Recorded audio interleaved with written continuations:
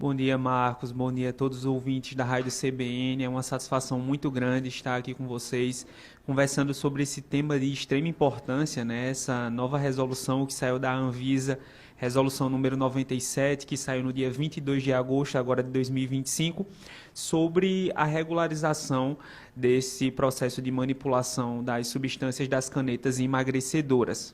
Vamos começar com a evolução básica dessas medicações. Inicialmente a gente teve a substância liraglutida, que veio nas apresentações de Saxenda e Victoza.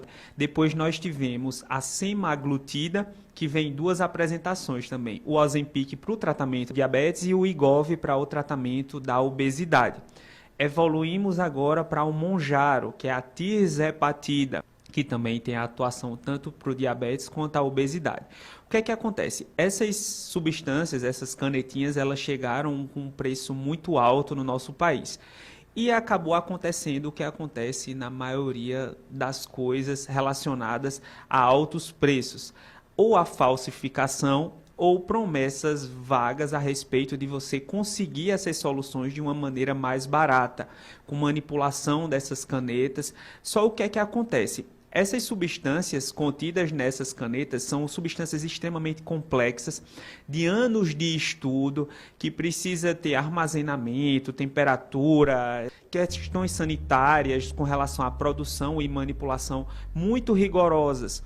Então, houve a necessidade de regulamentação e a possível manipulação dessas medicações ou não. Só que aí a gente tem outro porém. Tem medicações que, segundo a Anvisa, nós conseguiríamos manipular e outras não. Por exemplo, o Ozempic e o Wegovy seriam substâncias que a gente não conseguiria manipular. Já o Mounjaro, a tirzepatida, sim, mas claro, com a vigilância da Anvisa. E aí foi justamente por isso que houve essa regulamentação. A obesidade ela é uma doença e é uma doença crônica e que precisa ser tratada de uma maneira extremamente séria. A partir disso, nós temos graus de obesidade. Tem pessoas que sim, com a reeducação alimentar e atividade física, conseguirão atingir a questão corporal que satisfatória, e aí nós teríamos outros graus. Por exemplo, um estágio acima seriam as pessoas com necessidade das medicações. E um estágio mais acima ainda, aí a gente já partiria para cirurgia bariátrica, intervenções mais invasivas. Realmente, as pessoas acreditam em soluções milagrosas. O ser humano, ele sempre vai querer acreditar em alguma coisa.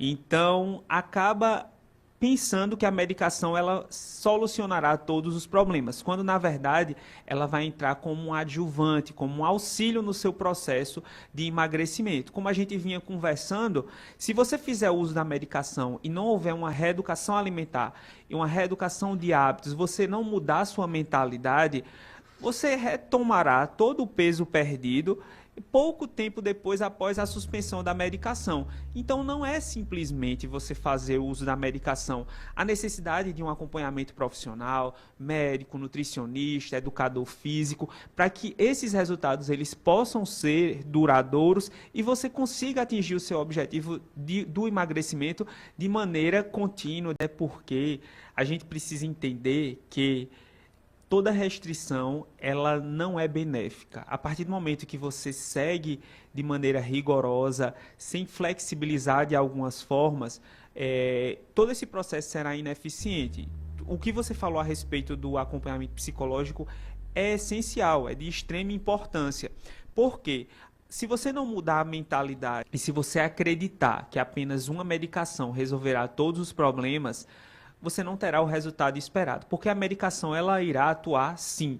A gente tinha as medicações iniciais que atuavam apenas em um receptor, depois a gente tem as medicações mais recentes que atuam em dois receptores, que é o GLP-1 e o GIP, no caso do Mounjaro, e nós já temos outra droga em estudo, que é a retatrutida, que ela atua em 3 receptores.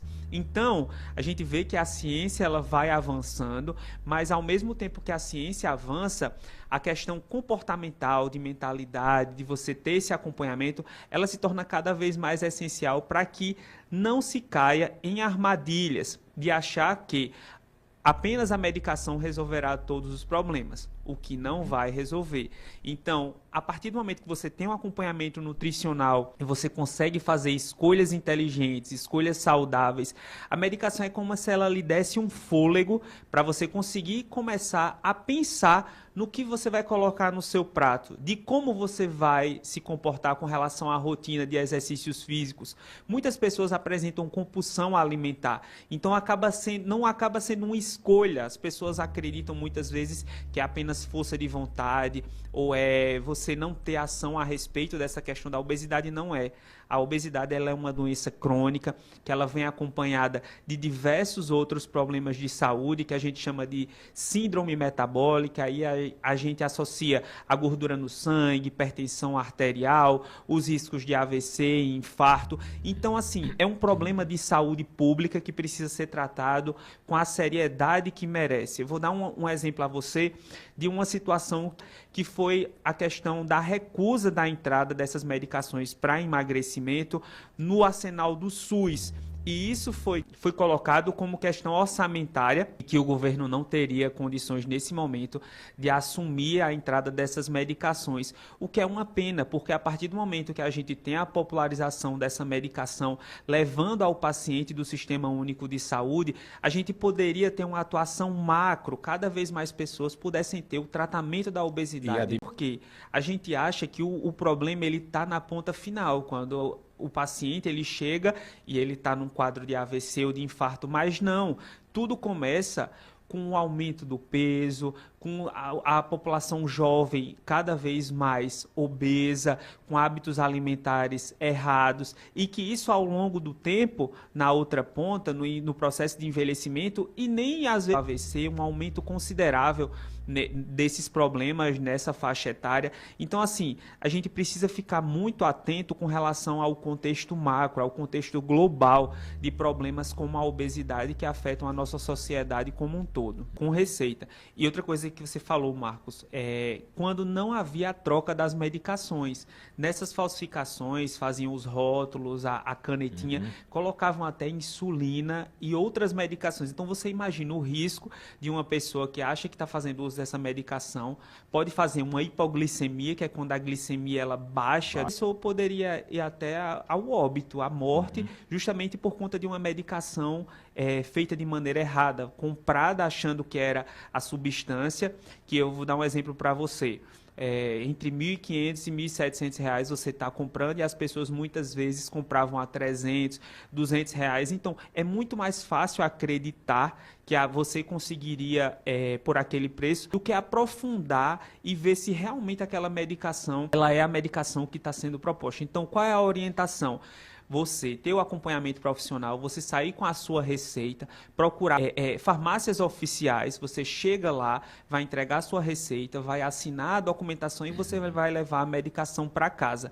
Já tivemos casos, inclusive, de golpes e entregas através de motoboys que levavam essas medicações e faziam um esquema para poder trocar essa medicação na hora da entrega e revender posteriormente. A pessoa que comprava a medicação estava comprando a medicação falsificada, achando que era uma medicação vinda da farmácia. Então, a culpa nem vinha da farmácia, vinha do transporte. Então, essa regulamentação a respeito da necessidade do receituário, ela foi de extrema importância para dar mais segurança ao nosso paciente, né, que é o consumidor final dessas medicações. Assim, a gente sabe que a nossa população ela tem uma renda média baixa, então não é todo mundo que tem condições de arcar com esse tipo de tratamento, mas nós temos um arsenal terapêutico grande que ele vai se adequar às necessidades e às possibilidades de cada paciente. Então, por isso,